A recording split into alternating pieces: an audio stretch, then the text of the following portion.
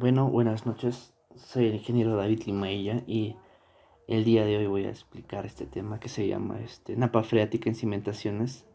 Es un tema que he elegido para iniciar este canal y también esta serie de videos porque es una dificultad que he encontrado en varios proyectos que me ha tocado desarrollar. Eh, Principalmente porque me propuso una solución técnica y quería averiguar acerca del comportamiento que tiene el suelo en este tipo de condiciones, que es la condición de napa freática. Así que bueno, vamos a revisar algunas soluciones constructivas para mejoramiento del suelo, también algunas soluciones constructivas para drenaje de esta del agua presente pero antes vamos a revisar algunos conceptos para entender y poder elegir de la mejor manera una solución para cuando se presente esta condición. Bueno, algunos conceptos previos son, como el mismo nombre lo dice, la napa freática. Hay varias, hay varias definiciones para esto. Eh, una de ellas es que es un acuífero, ¿no? Un acuífero por lo general tiene mayor profundidad, pero este es un acuífero superficial. Puede ser porque tenemos algún riachuelo o río aledaño al terreno de cimentación y esto ocasiona que haya filtración y por la condición de napa freática, ¿no? Técnicamente la llamamos a la condición donde los espacios de los poros del suelo o las fracturas y los vacíos en la roca pasan a ser completamente saturados, llenos de agua. A esto la llamamos napa freática. Vamos a revisar otro concepto que es la capacidad portante de una cimentación. Este concepto ya es ampliamente conocido seguramente por muchos ingenieros, pero vamos a revisar pequeños puntos. Por ejemplo, dice, la máxima presión media del contacto entre la cimentación y el terreno tal que no se produzca un fallo por cortante, ¿no? Del suelo o un asentamiento diferencial. Ustedes sabían que si nosotros tenemos napa freática, debido a la condición del terreno es muy posible que se den estas condiciones, sobre todo el de asentamiento. Las razones son muy diversas y la vamos a explicar a continuación. Bueno, otro concepto es el bulo de presiones, también muy conocido por todos nosotros. Aquí quiero explicar una pequeña idea, un pequeño concepto, que es el siguiente. Nosotros cuando tenemos un terreno real, podemos apreciar pues diversos estratos de suelo, ¿no? Es la realidad, es lo que tenemos en realidad. Ahora, para poder nosotros estudiar este suelo, para poder clasificarlo, para poder idealizarlo, para realizar nuestros cálculos estructurales, se hace primero un terreno aproximado, una estratigrafía, y después, por lo general, porque este terreno no tiene una condición excepcional, por ejemplo, un terreno que no está en condiciones freáticas, se idealiza como un material elástico, homogéneo e isótropo, ¿no? Esto no va a pasar en la realidad, pero es un modelo que tomamos para realizar cálculos, para caracterizar el suelo, con el fin de realizar nuestro diseño de cimentaciones. Sigamos por aquí. El modelo de Businex, el modelo de un terreno homogéneo, ¿cumplirá para la condición de napa freática? Pues la verdad es que no, porque esta es una gráfica que nos da una idea de cómo es este terreno, ¿no? Con presencia de agua en toda esta zona de abajo. Disculpen, en toda esta zona de aquí, ¿no? Y ese es el nivel freático, ¿no? La zona saturada y la zona no saturada. Aquí tenemos otro gráfico que ya mejora esta condición con la definición técnica que teníamos anteriormente, que es pues la zona no saturada con presencia de aire y la zona saturada con todos los poros con presencia de agua. Bueno, sigamos revisando aquí. Este es el bulbo de presiones, es un gráfico muy conocido por todos nosotros. Aquí quiero explicar ciertos conceptos para entender mejor lo que viene. A ver, cuando nosotros aplicamos una carga a un terreno, se distribuye de esta manera, ¿no? Toda energía, ustedes saben que no desaparece, sino más que se transforma. En este caso se disipa en el terreno. Estas son pues las famosas isobras de presión. ¿Qué pasa aquí con la carga del suelo? Supongamos que tenemos aquí una carga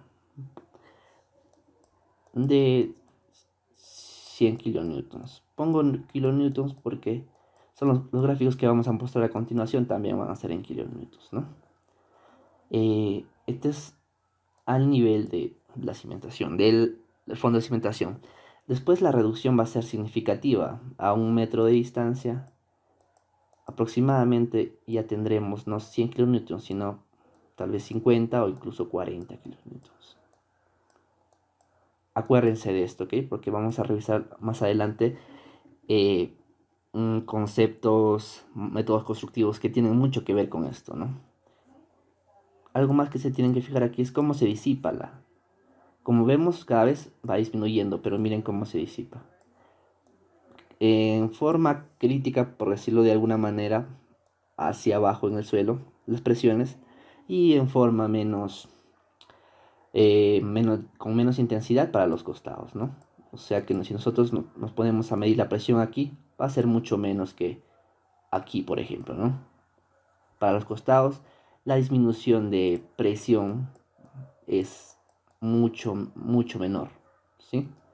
Aquí pues tendremos tal vez 10 o 5 kilonewtons de presión en el suelo, ¿no?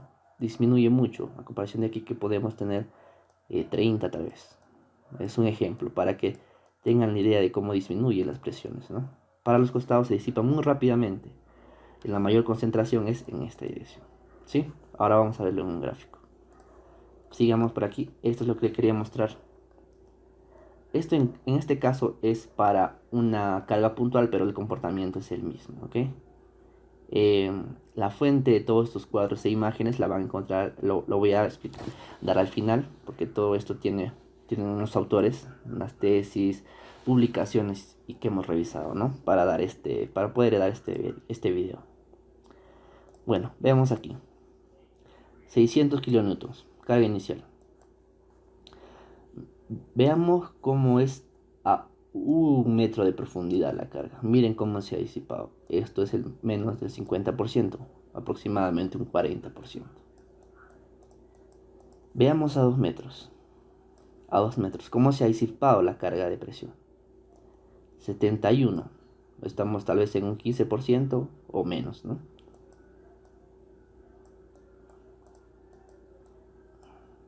Todo esto gracias a que la energía se está disipando y disipando.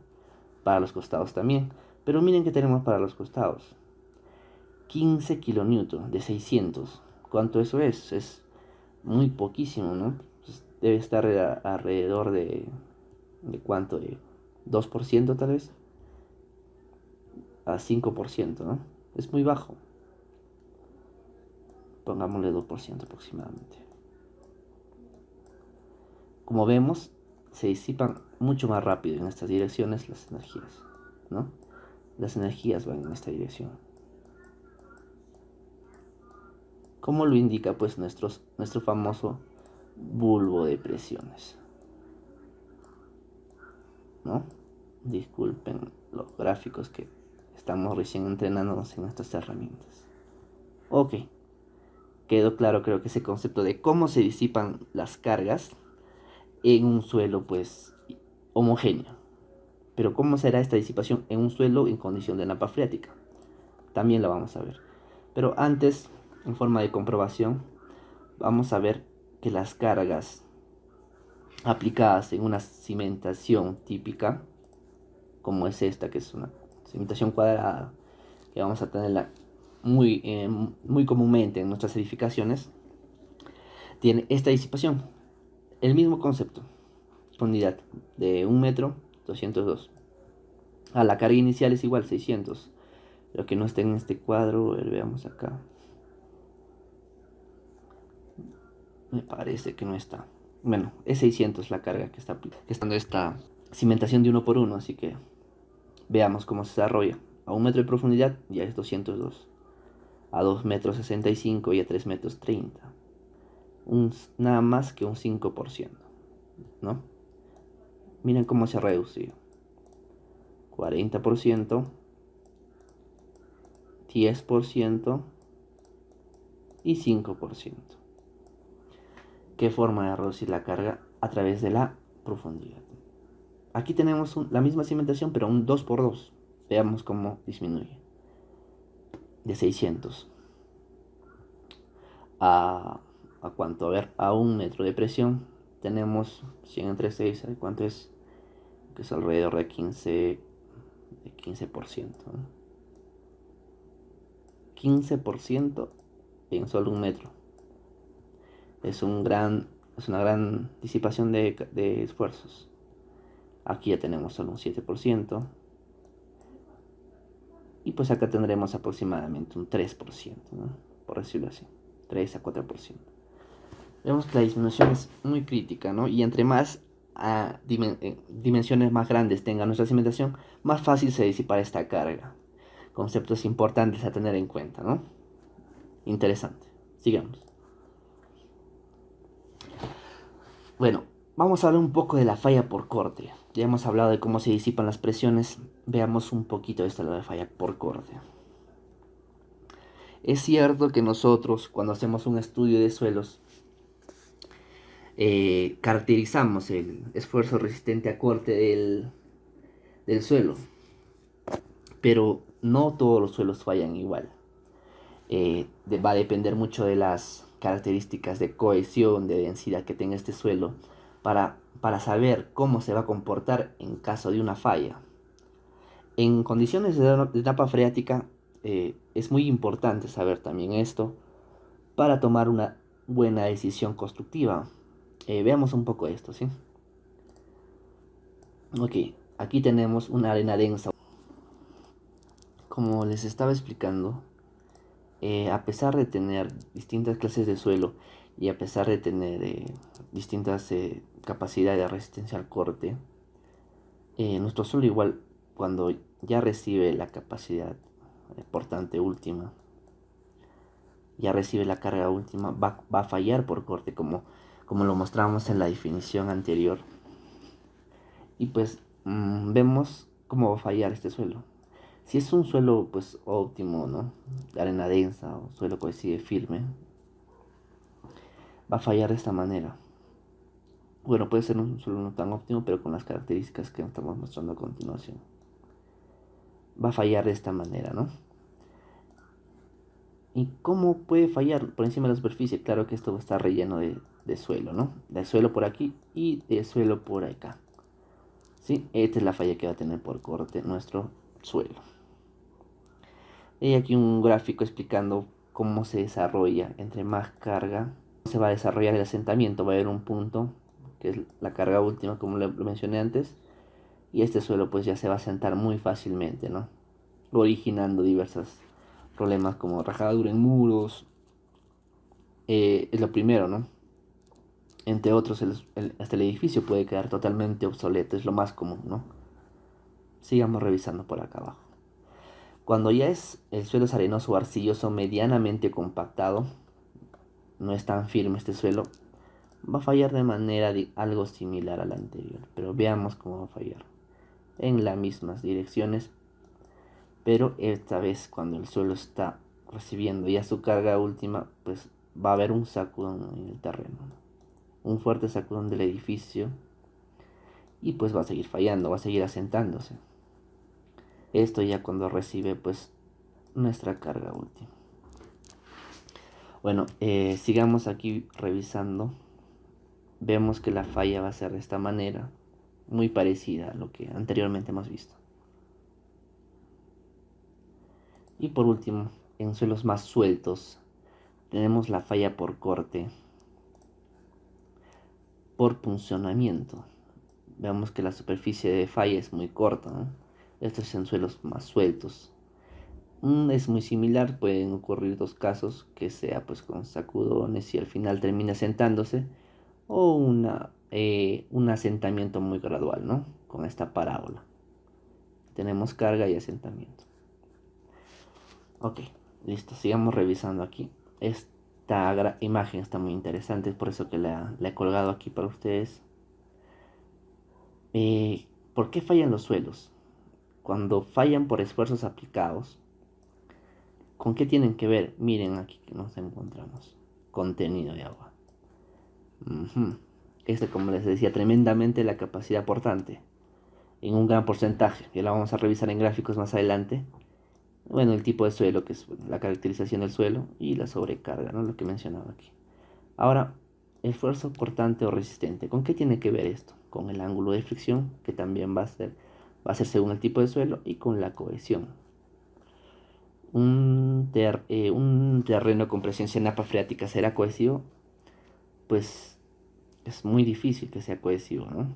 O en todo caso va a bajar su nivel de cohesión por el agua, aunque a pesar de esto puede tener un grado de cohesión. Es un gráfico interesante, ¿no? Sigamos revisando aquí. Hay otro concepto que tenemos que tener en cuenta cuando en nuestra cimentación hay presencia de napa freática. Primero, el nivel de napa freática, el nivel freático no va a ser constante todo el año. También está condicionado por la precipitación. Eso también estará condicionado por muchos otros factores, como por ejemplo a a qué distancia está pues de nuestro río, riachuelo que encontremos cerca de ahí, seguro. Y pues también el nivel del caudal que tenemos, el nivel de ingreso por filtración que tenemos, va a depender de la permeabilidad de nuestro suelo. Sí, son unos 3 conceptos de los muchos que tenemos, uno de los condicionantes. Veamos cómo varía. Este es un estudio de una tesis. Se hicieron varias mediciones a lo largo del año en la localidad de Pilcomayo, esto es en Huancayo. Seguramente tenemos suelos así por alrededor de todo el mundo. Yo lo he encontrado en varios lugares, pero veamos cuánto varía, cuánto puede variar. Veamos que en época máxima de lluvias tenemos el nivel freático a 1,40 y el nivel más crítico a 2 metros. Hemos tenido una variación de 60 centímetros en nivel freático. No es poco, por eso es que lo menciono, para tenerlo en cuenta. Cuando hemos tomado el estudio de suelos, ustedes conocen sus estaciones en su nivel de precipitación en el lugar donde trabajan o en el lugar donde van a realizar el proyecto y pueden tener una idea de cuánto va a variar esto, ¿no? En este caso, la zona de Pilcomayo en Huancayo es una zona, pues todo Huancayo es una zona muy lluviosa, seca, pero que tiene grandes cantidades de precipitación, de lluvias, y por eso encontramos este nivel de variación. Tómenlo en cuenta para poder estimar su variación, aunque todo debe ser con un respectivo estudio de suelos, y deben considerar, como le digo, la precipitación para ver a qué tanto va a variar esto, ¿no? Todos estos datos los menciono porque son importantes para nosotros realizar un proyecto lo más eficiente posible, ¿no?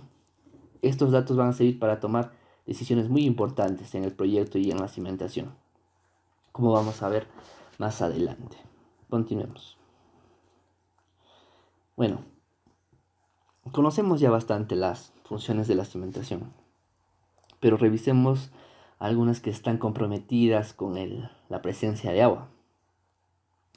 La falla por corte ya lo mencioné. Asimismo, no debe experimentar desplazamientos o deformaciones del suelo de manera excesiva o por asentamiento. Esto ya también mencioné las causas y un poco de asentamiento. Es importante, como les digo, realizar un buen estudio de suelos. ¿Sí? Voy a aprovechar para mencionarles algo. Yo pedí un estudio de suelos para realizar un proyecto y me entregaron un estudio de suelos de la siguiente manera. Un estudio de suelos clásico, ¿no? ¿Cómo es este estudio de suelos clásico? ¿A qué me refiero? ¿No? Que la capacidad portante pues aumenta directamente proporcional a la profundidad. Pero en un estudio de suelos en presencia de napa freática, como vamos a verlo ahorita, tiene una variación crítica cuando comienza la presencia de agua en nuestro suelo. Así que si alguna vez ustedes mandan a hacer un estudio de mecánica de suelos y le entregan, por ejemplo, así, ¿no? Digamos, 3 kilogramos por centímetro cuadrado. Ya, ustedes saben que el agua comienza a 60 centímetros de profundidad, digamos, ¿no? Es un ejemplo. Y bueno, hasta antes de 60, pues 3 kilogramos por centímetro cuadrado. Y sigue aumentando con la presencia de agua, 4, 5. Esto está completamente mal. Ahí tienen que descartar este estudio de suelos. Este aumento se da en un terreno normal, no se da en un terreno con presencia de napa freática. Vamos a ver ahora cómo se desarrolla esto.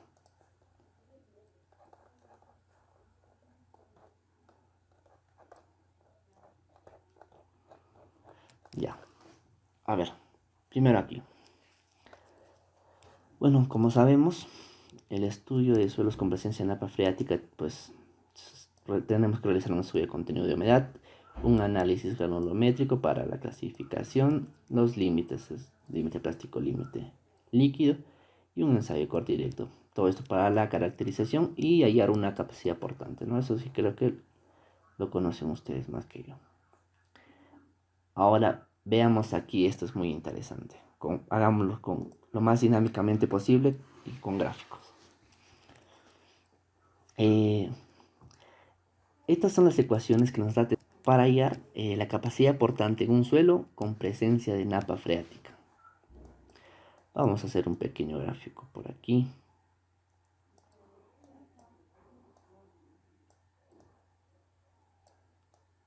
Ok. Podemos tener aquí un ancho B. Ok. ¿Cómo hallo la capacidad portante de este suelo? Pues vamos a verlo aquí a continuación. El nivel freático se encuentra a una profundidad igual o superior a la profundidad de cimentación más una vez el ancho de la fundación. ¿Qué nos quiere decir esta ecuación? Que aquí, si es que tuviéramos el agua y este estuviera ubicado a una distancia B, que es lo mismo que esto, la interpretación de esta ecuación es que la capacidad portante de este suelo no se va a ver afectada por el agua mientras ésta esté más profunda que el ancho de la cimenta. ¿Me dejo entender? A un B de distancia. Se va a poder desarrollar correctamente y no va a haber ningún problema porque aquí vemos que usan el peso específico del suelo. Y no está comprometida. Cosa diferente que pasa aquí, en el caso 2. Vemos que uno de los términos para hallar la capacidad portante, cuando el nivel freático se encuentra entre el plano de cimentación y una profundidad no mayor que una vez el ancho, o sea, puede ser esto ya por aquí. Veamos cómo está afectando ya nuestro peso específico, que va a ser el peso saturado menos el peso del agua. Vamos a tener un peso drenado. Ya está afectando uno de los términos para hallar nuestra capacidad capacidad portante de nuestro suelo, ¿no? Ya está afectando.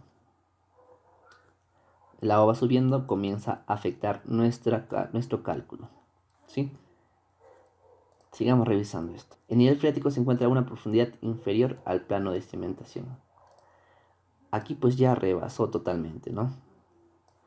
El suelo ya está por encima, ¿sí? O por encima de aquí al menos. ¿Qué pasa? Nuestro peso específico ya va a ser tomado en ambos términos. El peso resultado de esto va a afectar al término 1 y al término 2. Por lo tanto va a ser menor. Tenemos el peso específico sumergido, que es el resultado del peso específico saturado menos el peso específico del agua. ¿Ok? Entonces con esto tenemos que este peso específico seguramente va a ser mucho menor a que un peso específico húmedo, ¿sí? Va a ser mucho menor porque le estamos restando pues el peso específico del agua, ¿ok? Entonces va a afectar tremendamente nuestra capacidad portante, ¿sí? Esto describe lo más, estas tres ecuaciones describen lo más cercano posible las tres condiciones de presencia de napa freática que podemos tener. Recapitulemos un poquito, ¿no? Aquí, a una distancia B, el agua no compromete, como está abajo ya. Hemos revisado que nuestro bulbo de presiones se desarrolla y acaba a ser muy baja la presión, no va a tener nada que ver, ¿sí? Un B puede ser 1 metro, ya pues 40% de carga, seguro que este terreno es capaz de soportarlo incluso en condiciones napa freática. Aquí, bueno, el agua ya comienza a subir y ya está afectando nuestra ecuación, ya se ve afectada nuestra ecuación por este peso específico disminuido. Y aquí ya pues, la condición es más crítica, nuestra cimentación ya se encuentra totalmente copada de agua y ya afecta a nuestros dos términos. Es una muy bonita manera de describir con fórmulas y ecuaciones las tres condiciones que podemos tener de napa freática. Una que va bien, no afecta, una que más o menos afecta y una que pues se ve muy afectada, ¿no? Bueno, ¿cómo va a ser un estudio de suelos con presencia de napa freática? A ver, les voy a dibujar acá un pequeño cuadrito, ya que no he podido copiar el estudio original, pero va a ser más o menos así. La capacidad portante se va a desarrollar. Este es el DF, ¿ok? La profundidad. 1, 1,50, 1,80 y 2 metros, ¿ok? Cuando hay presencia de napa freática, el desarrollo de la capacidad portante va a ser como lo voy a dictar a continuación. Pongamos que es 1,5 por aquí. Y el nivel freático comienza a 1,5 metros, ¿ok? El DF. O sea, de aquí. Pues debería estar aumentando este suelo, pero va a bajar. Va a bajar drásticamente, por probablemente 0,8. Y va a volver a crecer. 1,0 y no con la misma intensidad que está creciendo aquí. 1,2. Digamos que antes de esto pues teníamos 0,8, ¿no? La gráfica sería más o menos así. Aquí tengo profundidad y aquí tengo carga última portante, ¿no? Va a ser más o menos así. Va creciendo, comienza el nivel aquí a 1,50 y se va a ver disminuir terriblemente y se va a volver a desarrollar, pero ya no con la misma pendiente, ¿no? De manera más baja. Sí, espero que con esto hayan podido entender cómo debería ser un estudio de suelos con presencia de napa freática, ¿no? ¿Sí? Tal vez el gráfico sea así, ¿no?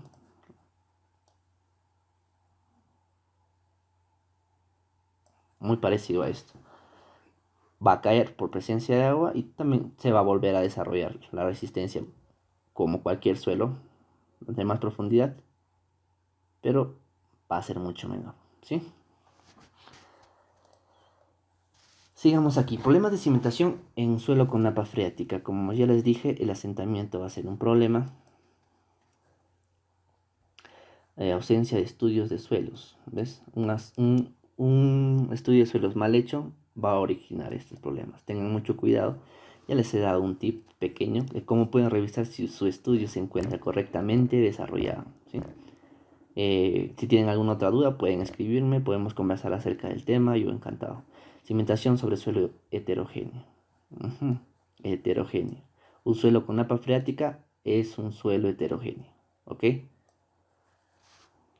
Entonces busco esta información para poder ilustrar mejor este tema. Ahora, la socavación. ¿Qué es la socavación? La excavación profunda causada por el agua. Es cierto que cuando nosotros tenemos un terreno con napa freática va a ser por filtración y no tendremos pues gran fuerza del agua, ¿no? Filtrando, ¿no?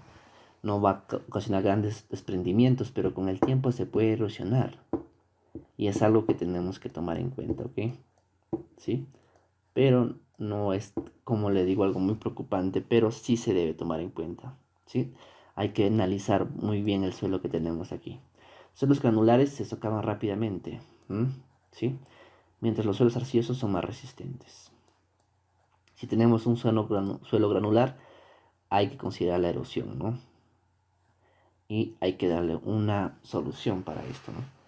Pero por lo general cuando se cimenta sobre un suelo con napa freática, por lo que he podido ver y estudiar, esto no es un tema de gran preocupación, pero sí cuando se tiene presencia de lluvias y pendientes, ¿no? Cuando nuestra edificación está ubicada en pendientes, hay maneras de protegerla del agua que viene por precipitación, ¿no? Esto sí puede socavar por la fuerza con la que viene el agua.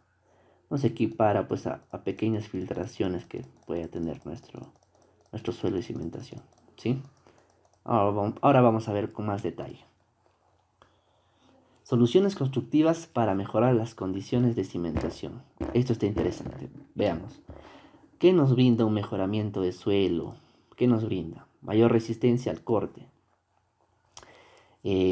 Densificación de suelos, volver nuestro suelo más denso. Vamos a ver ahora. Mayor resistencia al corte. Evitar efecto de licuación. Aquí se cargas dinámicas. Licuefacción. Ustedes saben que este fenómeno se da cuando hay cargas de sismo. Menor deformabilidad. Por ejemplo, evitar asentamientos en fundaciones. Nuestros amigos los asentamientos siempre presentes en este tema, ¿no? Tenemos que lograr menor deformabilidad. ¿Para qué? Para evitar asentamientos. Menor permeabilidad. Permeabilidad, muy importante. ¿Para qué? Inclusión de cal o cemento. ¿Para qué? Para permitir las filtraciones, ¿no? Nosotros si tenemos una edificación, a pesar que hemos protegido nuestra cimentación, el agua filtra. Ahora vamos a ver maneras de proteger esto, ¿sí? Vamos a ver soluciones constructivas para evitar la filtración, evitar la socavación. Y bueno, ya hemos hablado sobre el estudio de suelos y vamos a explicar a partir de eso cómo deberíamos hacer una correcta cimentación, ¿sí? Creación de una resistencia a la tracción. Geomallas. Esto está más relacionado con carreteras, pero también se puede usar, digamos, en algún tipo de terraplén que se requiera en algún puente, por ejemplo. Se me viene a la mente. ¿Sí? Sigamos viendo qué más viene por aquí. Combinación, bueno, la primera, combinación suelo-cemento. Eso también se usa más en carreteras, pero bueno, continuando con la explicación, vamos a ver la primera alternativa que es combinación suelo-cemento. ¿De qué trata esta combinación? Vamos a verlo aquí a continuación. Suelo más resistente a la erosión,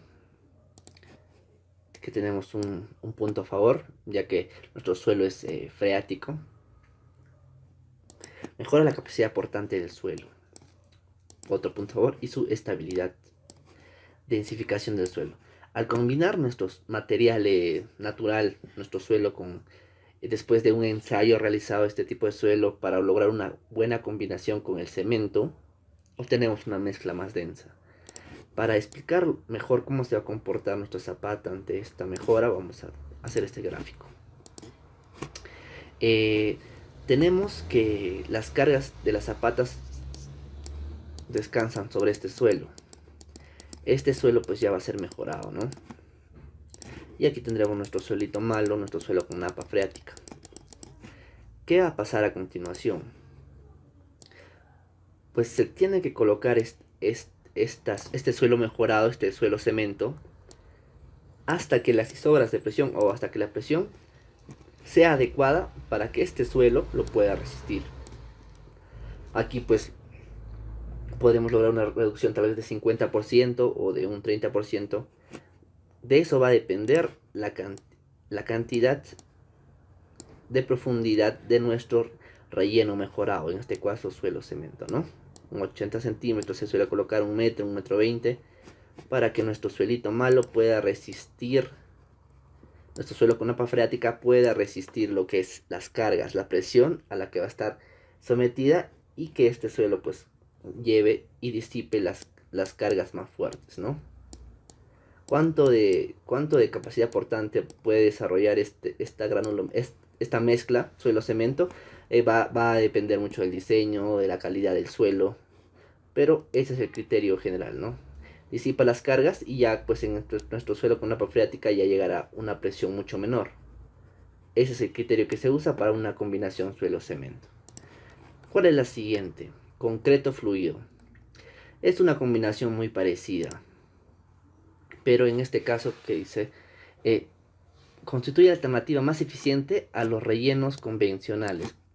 ¿Por qué dice esto? ¿Qué es un relleno convencional?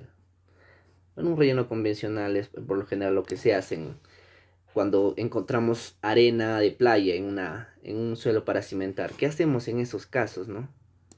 Bueno, en esos casos pues lo rellenamos hormigón, con un hormigón de una gradación adecuada y que desarrolle las presiones más altas, y abajo pues que la arena pueda resistir ya presiones mucho más bajas.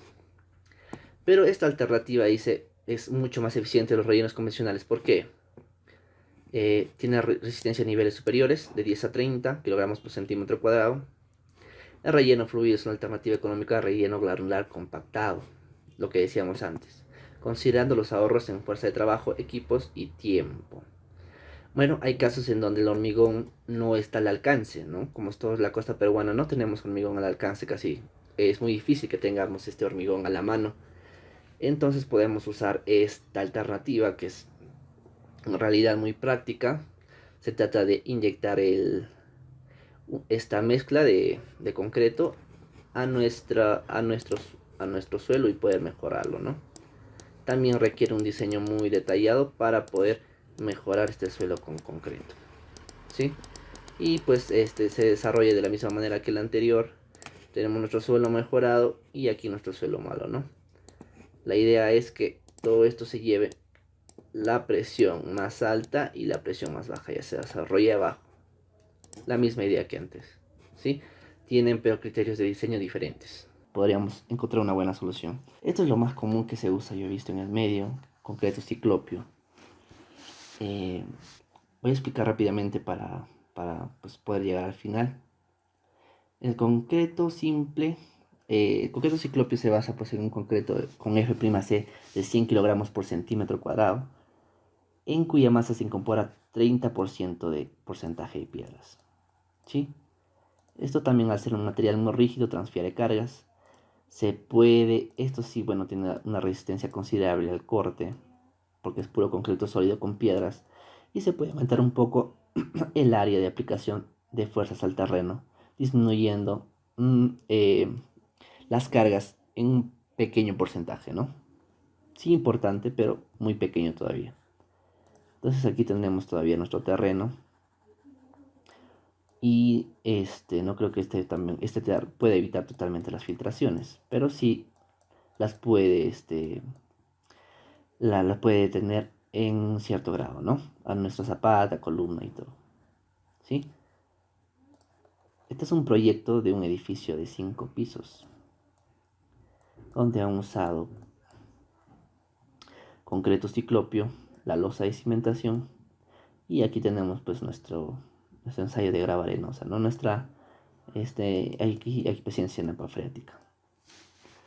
¿Ok?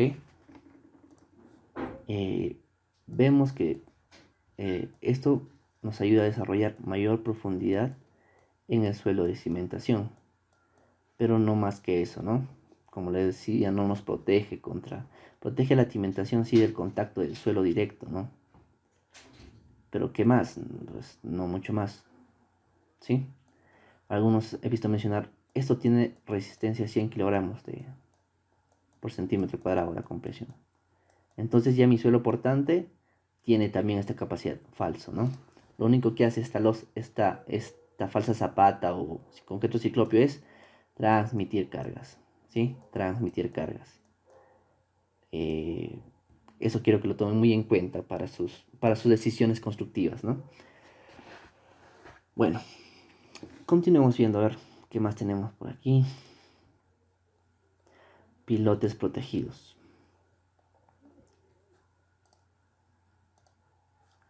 Bueno, esto también es una alternativa un poco más cara. Creo que la más cara de las que he mencionado anteriormente. Sí, la más cara.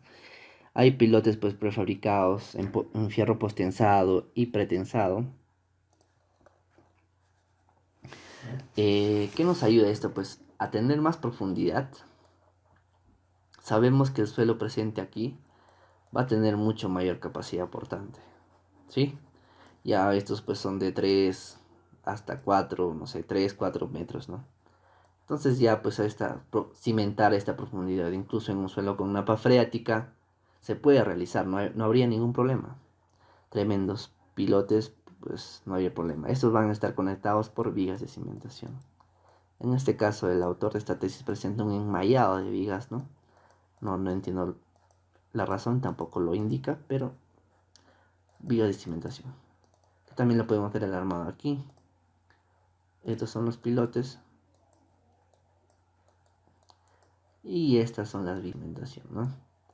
Recordemos que estas vigas se ponen por motivo de rigidez, ya que aquí tenemos aproximadamente 3 metros y para arriba vamos a tener otros 3 metros, entonces hay 6 metros de luz libre entre cimentación y la primera hilera de vigas pues es muy esbelto, ¿verdad? Debemos agregar estas vigas. ¿Para qué? Para hacer rígida nuestra cimentación, nuestra superestructura y a la vez la cimentación, ¿ok? Interesante sistema. A esta profundidad pues seguramente ya nuestro suelo va a desarrollar hasta 3 o hasta, bueno, con 2 creo que ya sería suficiente, ¿no? 2 kilogramos por centímetro cuadrado. Interesante solución. Bueno, ahora vamos a revisar las soluciones constructivas para el drenaje de agua. Como les decía, en la cimentación de todas maneras se va a tener que hacer en condición de napa freática, pero debemos evitar que este nivel de napa freática sea muy elevado. ¿Para qué? Para pues, poder evitar filtraciones a nuestra edificación, que las paredes también tengan filtraciones, que nuestro suelo tenga presencia de agua en condición de lluvia, que sea una edificación pues, que en realidad tenga toda la duración para la que está proyectada, ¿no? Veamos. Desvío de agua por medio de zanjas. Lo que les decía hace un rato, ¿no? Cuando hay precipitaciones, si la vivienda se encuentra emplazada en un terreno con presencia de agua superficial en zona lluviosa o con pendiente pronunciada, el agua puede socavar las cimentaciones, lo que hace necesario proteger la cimentación construyendo zanjas para desviar las aguas. Un gráfico ilustrativo. El agua viene, nuestra zanjita o nuestro drenaje,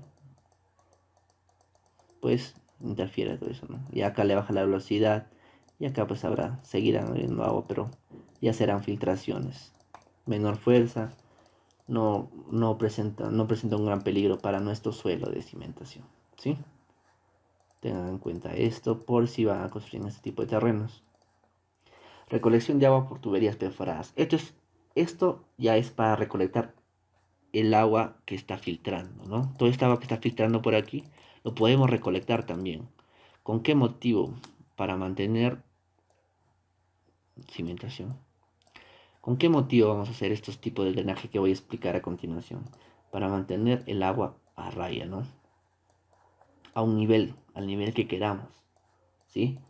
Por el tema de presupuestal no creo que podamos tenerlo siempre por debajo de la cimentación posible, o por muy debajo de la cimentación, tal vez 1 metro, 2 metros no, pero sí podemos mantenerlo tal vez a, no sé, 50 centímetros, que es lo más típico en los proyectos que he revisado, y ya pues estaríamos evitando filtraciones y otros problemas, ¿no? ¿Sí? Es lo que se hizo, en lo que le mostré la losa de cimentación, un concreto ciclopio de 50 centímetros. Y, por ejemplo, en el caso que les mostré anteriormente es bueno revisarlo. En este caso, se usó unas zanjas eh, con drenajes colectores, que ahorita le voy a explicar ese sistema, drenajes colectores de 1,50 de profundidad. ¿Para qué? Para mantener este nivel de freático a solo 50 centímetros. El agua, supuestamente, según el diseño hidráulico que he presentado aquí, no debería subir más, ¿no? No debería subir por aquí, porque hay un drenaje constante del agua, ¿sí? Al costado de esta cimentación. Pero ¿por qué? Si he realizado una excavación de un drenaje de unos 50, ¿por qué subiría hasta 50? Porque el agua, no solo, el agua viene por aquí, claro, todo esto lo drena, lo lleva al desagüe, pero el agua que está por debajo sigue filtrando hacia arriba, ¿sí? Y en este caso, pues el cálculo ha hecho que nos indican que con el cálculo, esto debería estar más arriba, debería estar por acá. El agua sube, pues, ¿no? Hasta que una profundidad de 50 centímetros, ¿sí? El agua sube otra vez. El agua subterránea sube, ¿sí? Pero esto ayuda mucho a tener un caudal constante de drenaje. Vamos a ver cómo funciona. Esta es una tubería, como les explicaba antes. Y estas piedritas que funcionan pues como un colador, ¿no?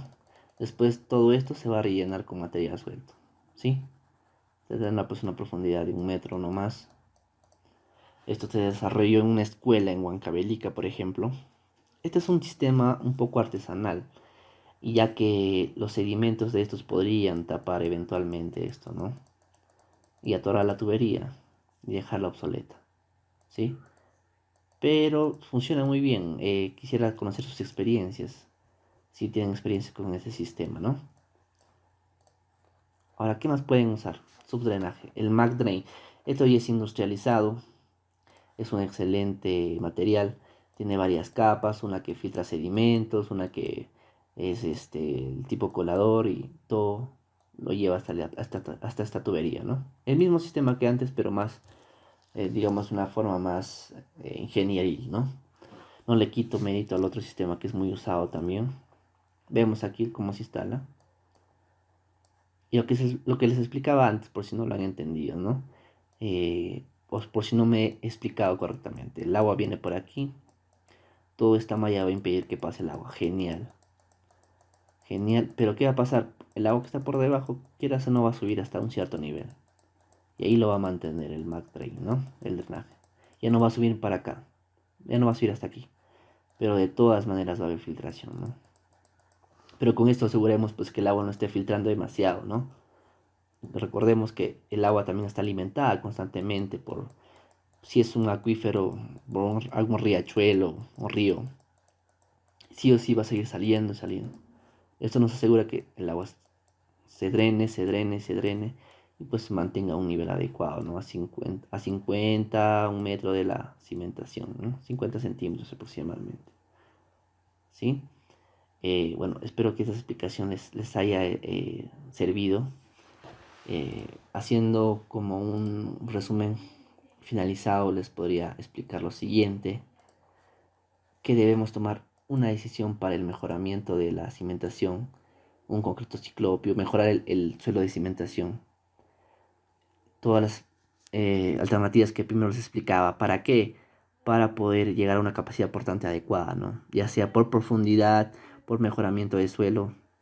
El concreto ciclopio es por profundidad, ¿no? A menor profundidad se desarrolla más capacidad portante, y de esa manera, con los de cimentación, han logrado construir un edificio de 5 pisos, ¿no? No es muy elevado, pero es lo que se debe hacer, ¿no? No hay otra opción, debido a que las capacidades portantes de una condición de napa freática es bastante baja, ¿sí? Como les decía, uno es eso, ¿no? El mejoramiento de suelo, puede ser, pero ya les he dicho que solo en algunas soluciones solo se transfieren la carga y no se va a lograr mucho, no se va a lograr gran cosa. Eso sí, se va a proteger de la erosión y otras cosas.